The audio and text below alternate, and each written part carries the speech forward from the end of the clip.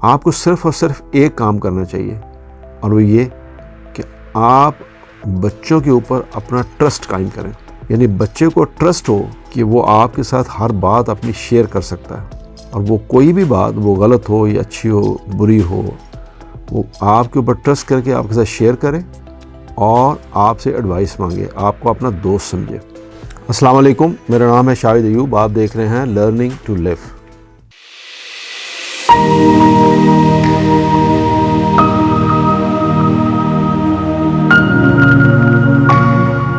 آج کا جو موضوع ہے اس پہ میں پہلے بھی ایک آدھ دفعہ گفتگو تو کر چکا ہوں، لیکن یہ موضوع اتنا امپورٹنٹ ہے کہ اس پہ جتنی دفعہ بھی گفتگو کی جائے وہ کم ہے.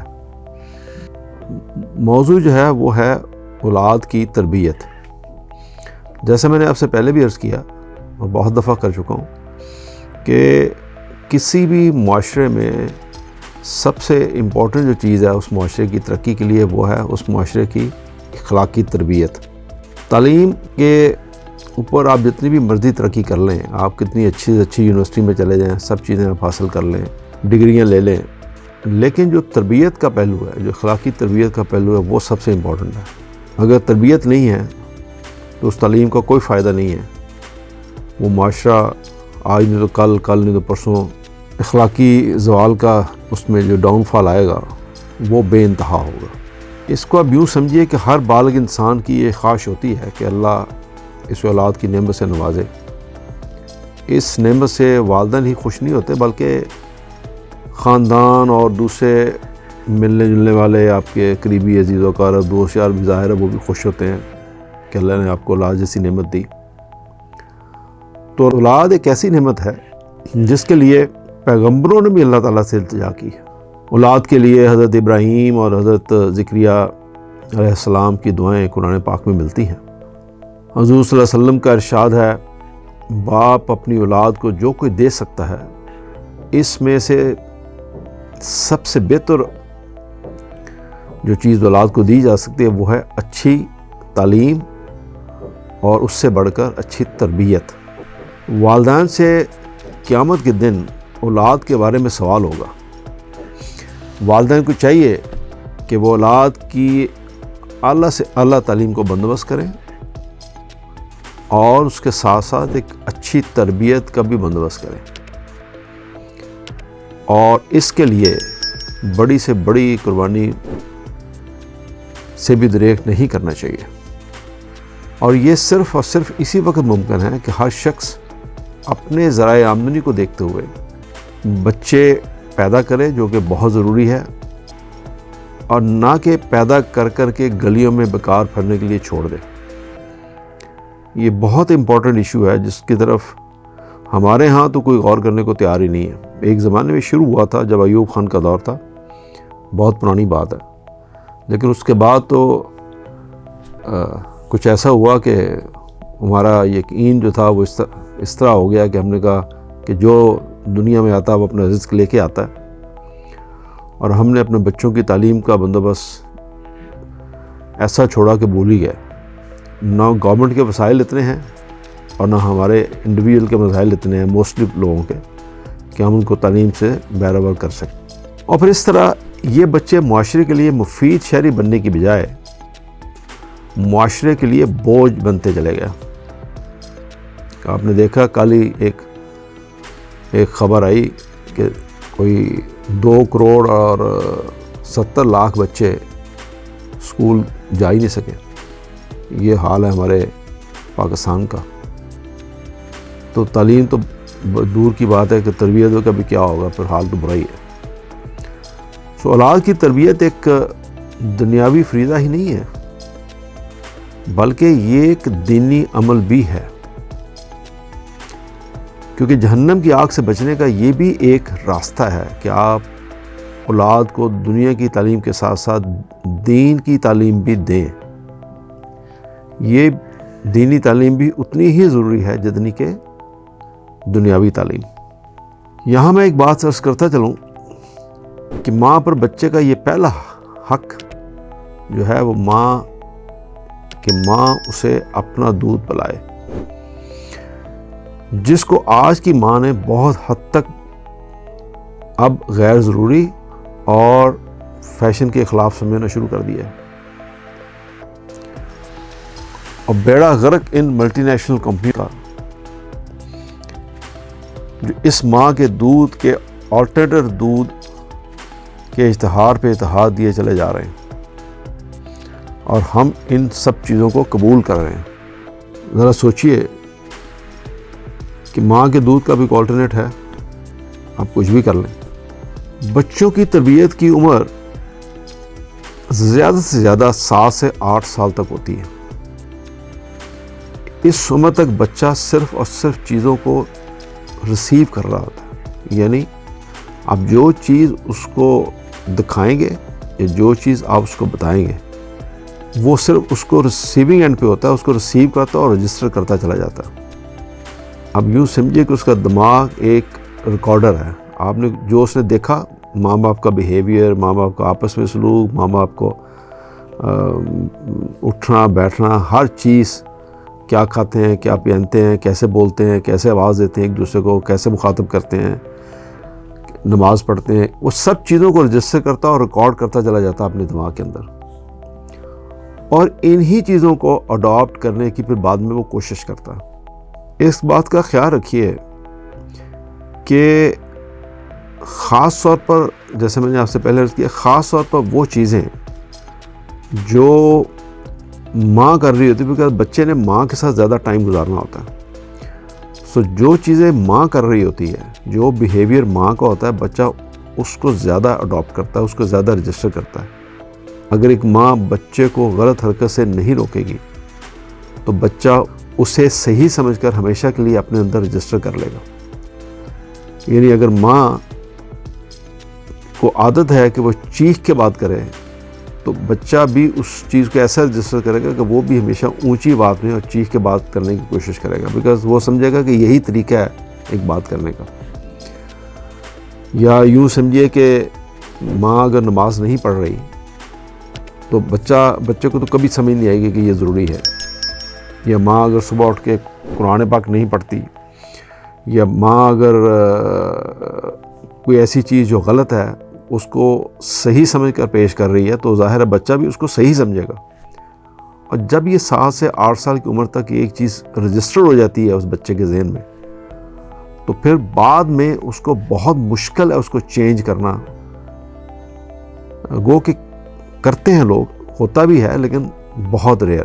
اب ماں کی حرکتیں اور کون کون سی ہو سکتی ہیں جن کو بچہ رجسٹر کرتا ہے اور وہ ساری زندگی اپنے اندر رکھتا ہے؟ جیسے ایک بڑی کامن ہے، شہروں میں تو بڑی کم ملتی ہے لیکن گاؤں میں زیادہ، کہ چھوٹی موٹی گالیاں جن کو ہم برا نہیں سمجھتے وہ ماں اکثر گاؤں میں دیتی ہوئی نظر آتی ہیں۔ جیسے اگر اس کے بہن بھائی اور بھی ہیں تو اکثر دیکھا ہوگا کہ مائیں عام شام بچوں کو تھپڑ مارتی ہیں یا بار بار بھی مارتی ہیں۔ یہ ایک اور پہلو ہے جس کو وہ رجسٹر کرتا ہے، وہ کہتا ہے کہ اچھا یہ مار تو پڑنی ہے بھائی، اب یہ تو روٹین ہے، یہ اچھی چیز ہے کہ اس میں بری بات نہیں ہے۔ یا اگر وہ ماں جو ہے وہ شوہر کے ساتھ اس کی چھوٹی موٹی لڑائیاں عام شام، تانے مینے، یا محلے داروں سے لڑنا، یا جھوٹ بولنا، اور یا اب یوں سمجھے کہ جیسے کئی گھروں میں ایسا ہوتا ہے کہ گھر گندا ہی پڑا رہتا ہے، صفائی نہیں ہوتی، وہ گندگی ایک معمول بن جاتا ہے۔ یا آپ کو ایک اور چیز دیکھنے میں ملی ہوگی کہ اکثر لوگ اکٹھے بیٹھ کے کھانا نہیں کھاتے، فیملی پوری کھانا نہیں کھاتی اکٹھے بیٹھ کے، تو وہ کوئی لے کے ادھر بیٹھ جاتا اس کونے میں، کوئی اس کونے میں۔ وہ جو ایک اکٹھے بیٹھ کے کھانا کھانے کا ایک سلیقہ ہے یا ایک رواج ہے وہ یہ سب چیزیں بچہ جو ہے وہ اس کو بہت رجسٹر کرتا ہے 7 سال کی عمر تک اور اس کو ریکارڈ کرتا ہے اپنے ذہن کے اندر، جو کہ بعد میں پھر چینج نہیں ہوتی۔ یہ میں بار بار اس پہ اس لیے زور دے رہا ہوں کہ یہ وہ عمر ہے جو 7 سال کی ہے، آپ جو اسے دکھائیں گے، جو اس کے ساتھ بیہیو کریں گے، یا وہ جو آپ کے ساتھ آپ کو دیکھے گا دوسروں کے ساتھ بیہیو کرتے ہوئے، وہ سب چیزیں ہیں جو ان کو وہ اڈاپٹ کرے گا، اس کو رجسٹر کرے گا، اور وہی اس کے ذہن میں پکی ہوں گی۔ یہ اللہ تعالیٰ نے کوئی انسانی ذہن اس طرح بنایا کہ بچے جو چیز 7 سال کی عمر تک جو بھی وہ رجسٹر کرتے ہیں وہ ایک اس کا مائنڈ کے آپ یوں سمجھیے کہ 2 حصے ہیں. وہ جو چیزیں دیکھتا ہے وہ ایک 95% وہ جو چیزیں ہیں وہ ایک ہیبٹ مائنڈ جس کو آپ کہیں گے اس کے اندر وہ رجسٹر ہو جاتی ہیں, وہی وہ ہیبٹس بار بار ریپیٹ کرتا ہے. تو آپ اس کو یوں سمجھیے کہ یہ اس کی ایک ہیبٹس بن جاتی ہیں. اب ایک مائنڈ کا ایسا ہے جس کو آپ کہہ سکتے ہیں کانشیس مائنڈ. جو 5% ہے وہ اگر 7 سال کی بعد میں جب ایج گزرتی ہے تو اس پہ پھر ورک کر کے اگر ماں باپ اس کو چینج کرنا چاہیں یا اسکول چینج کرتا ہے یا پھر وہ بعد میں دوستوں سے ملتا ہے یا وہ تعلیم حاصل کرتا ہے تو وہ بعد میں یا کہیں سے وہ کوئی اچھے استاذ کے پاس بیٹھتا ہے تو وہاں سے لیکچرز ملتے ہیں یا اچھی ایجوکیشن آتی ہے یا اچھی یونیورسٹی آتی ہے یا ڈبیٹس پہ ہوتی ہیں اس موضوع پہ اور وہ ان کو دیکھتا ہے تو وہ بعد میں اس کو اپنے کانشیس مائنڈ کے تحت اس کو چینج کر سکتا ہے. بٹ وہ جو ہیبٹس ہیں جو اس ہیبٹ مائنڈ کا حصہ ہے 95% جو اس کی ڈیولپ ہو چکی ہیں اب تو 7 سال کی عمر تک وہ قائم رہتی ہیں. ان کو چینج کرنا بڑا مشکل ہوتا ہے اور وہ جو چینج کرتے ہیں وہ بہت تھوڑے لوگ ہوتے ہیں. ایک بہت ضروری عمل جس میں میں